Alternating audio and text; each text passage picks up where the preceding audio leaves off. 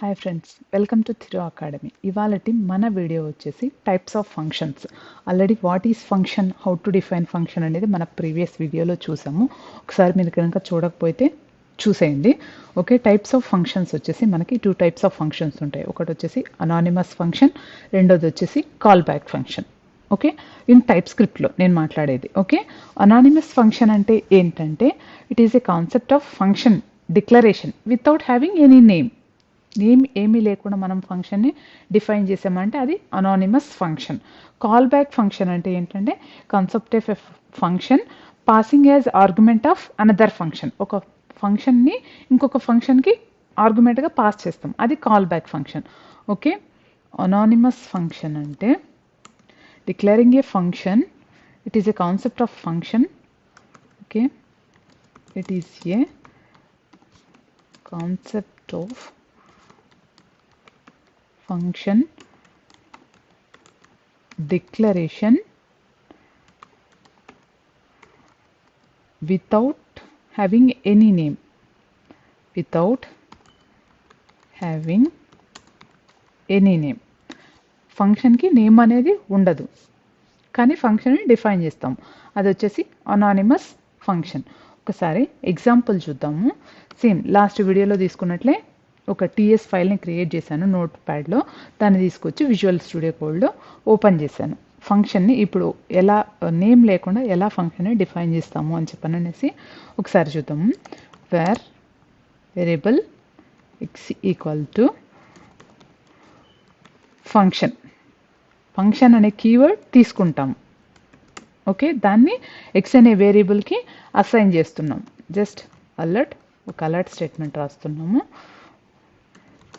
From function.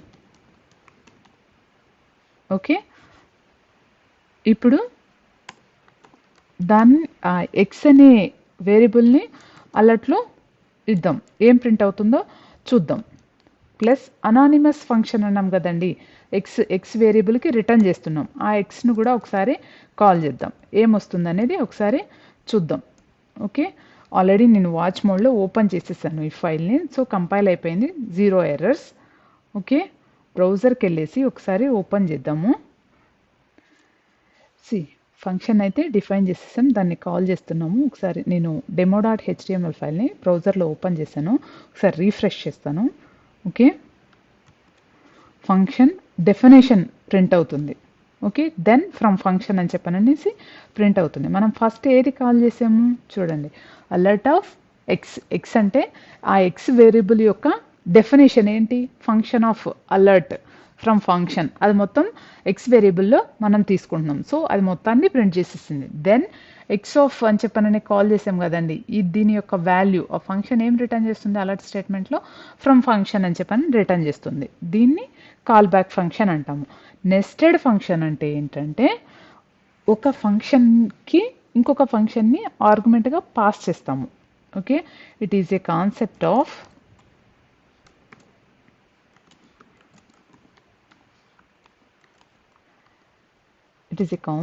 a function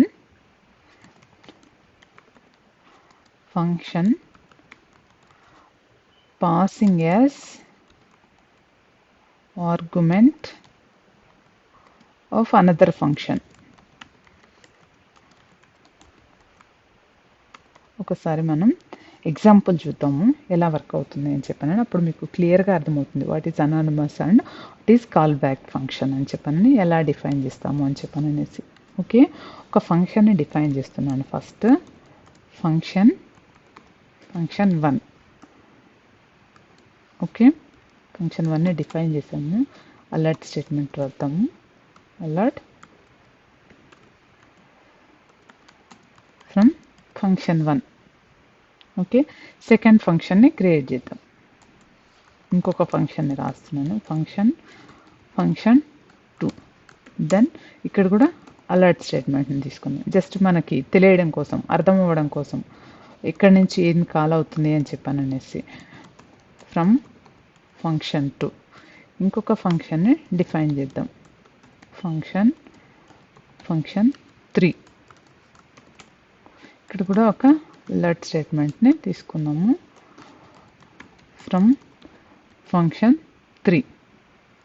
okay, save చేశాను. ఇక్కడ వచ్చేసి మనం ఫంక్షన్ని కాల్ చేస్తున్నాం.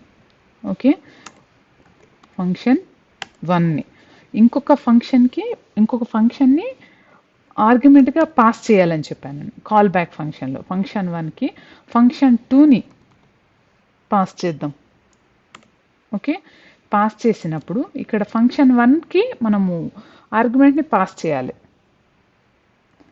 x:(a)ని.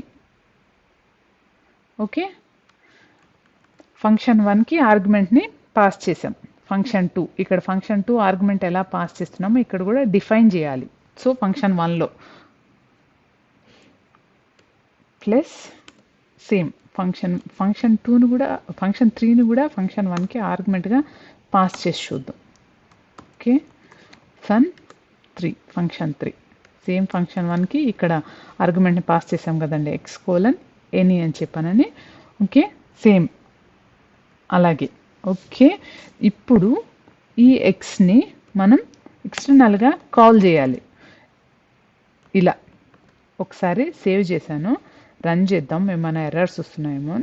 No errors. ఒకసారి బ్రౌజర్కి వెళ్ళి రీఫ్రెష్ చేసి చూద్దాము. From function 1, okay, then function 2, function 1, function 3.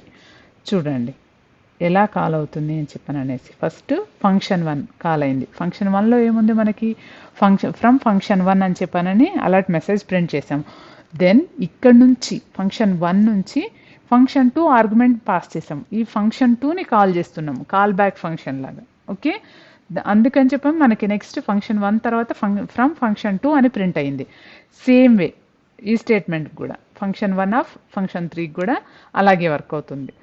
Thanks అండి. మీకు కనుక ఈ వీడియో అర్థమైనట్లయితే please like, share and subscribe to my channel. Thank you for watching.